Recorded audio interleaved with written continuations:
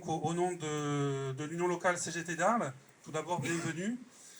Chers et chers camarades, chers et chers amis, il aura fallu attendre près de 5 ans pour qu'enfin le service public 1 de la ville d'Arles soit officiellement dénommé Espace Ambroise Croizat. Cette prise de parole, après de nombreuses interpellations de l'actuelle municipalité, restée sans réponse, vient rappeler, suite à la sollicitation de notre Union locale CGT, l'engagement de la précédente municipalité par le biais d'une délibération adoptée à l'unanimité lors du conseil municipal du 12 février 2020, de donner à ce bâtiment le nom du grand bâtisseur de la sécurité sociale que fut Ambroise Croizat, qui a consacré sa vie à l'invention sociale. Fils d'ouvrier né en 1901 dans une cité industrielle de Savoie, élevé dans le sillage d'un père auteur de la première grande grève alpine en 1906, Ambroise Croizat commencera à travailler dès l'âge de 13 ans comme apprenti ajusteur à l'usine où il travaille 10 heures d'affilée. C'est là, entre les tours et les cours du soir, qu'il fera ses premières armes syndicales. En octobre 1917, lors d'un défilé syndical contre la guerre, Ambroise Croizat adhère à la CGT. Il prendra rapidement des responsabilités syndicales chez les métallurgistes lyonnais et, à tout juste 17 ans, il sera sur tous les fronts lors des grandes grèves de la métallurgie.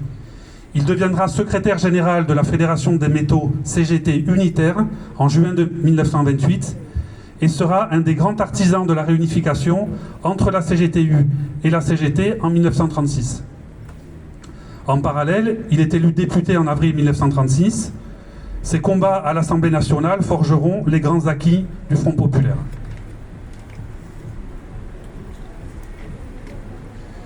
Viendront ensuite les heures sombres.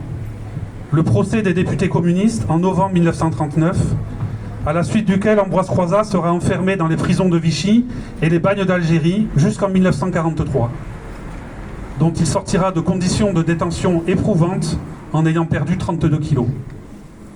Puis viendront la libération, la mise en œuvre du programme du Conseil national de la résistance et l'immense travail accompli par Ambroise Croizat, devenu ministre du Travail, entre 1945 et 1947, appuyé par toute la CGT. Il décédera en février 1951, à tout juste 50 ans, épuisé. Ses obsèques parisiennes rassembleront une foule immense, venue rendre un dernier hommage à celui qu'on appelait le ministre des Travailleurs. L'héritage de l'homme est prodigieux. Régime général de sécurité sociale, retraite, comité d'entreprise, fonction publique, statut des mineurs, médecine du travail, convention collective, prévention. Un cortège impressionnant de réalisations sociales qui fondent l'identité et la dignité d'un pays. Réalisations sociales aussi, qui compteront beaucoup dans l'amélioration des conditions de vie matérielles des femmes. Lors de son dernier discours à l'Assemblée nationale, il prononcera les mots suivants. « Jamais nous ne tolérerons qu'un seul des avantages de la sécurité sociale soit mis en péril. Nous défendrons à en perdre la vie et avec la dernière énergie cette loi humaine et de progrès. » Si hommage doit être rendu à ces immenses réalisations sociales, cet hommage doit être aussi un encouragement à poursuivre les luttes d'aujourd'hui et de demain pour le progrès social. Dans la continuité du programme du Conseil national de la résistance, et en reprenant l'exposé des motifs de l'ordonnance du 4 octobre 1945 relative à l'organisation de la sécurité sociale, le projet 100% Sécu, porté aujourd'hui par la CGT, j'ouvre les guillemets, trouve sa justification dans un souci élémentaire de justice sociale.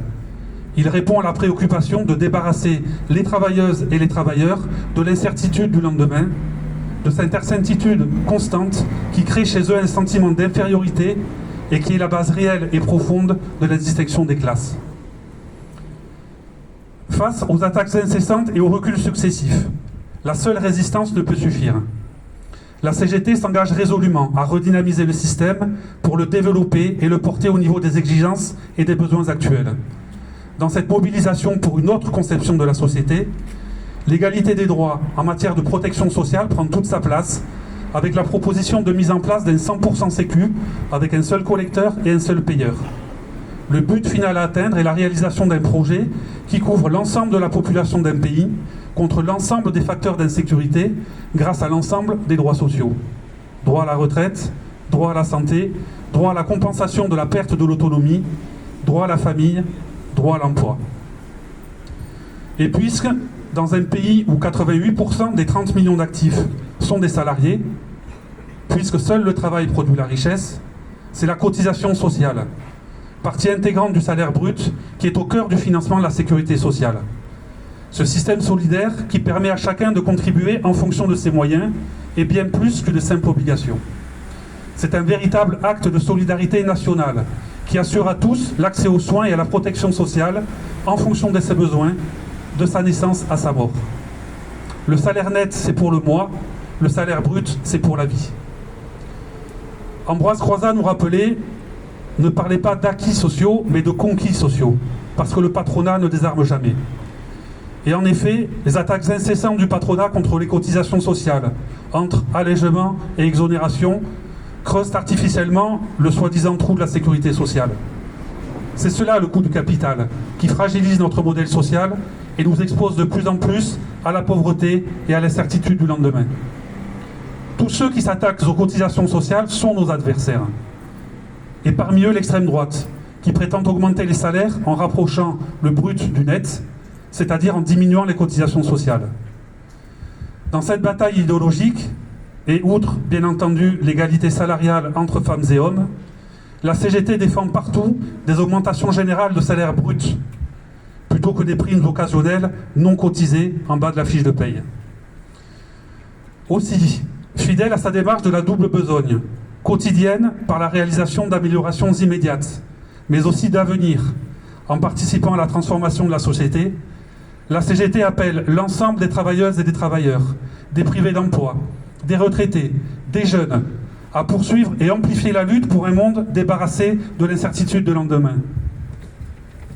La lutte pour un monde débarrassé de l'exploitation capitaliste. La lutte pour un monde meilleur, synonyme d'émancipation pour toutes et tous. C'est le meilleur hommage que nous puissions rendre aujourd'hui à Ambroise Croizat, poursuivre la lutte, pour préserver nos conquis sociaux et en gagner de nouveaux. Merci.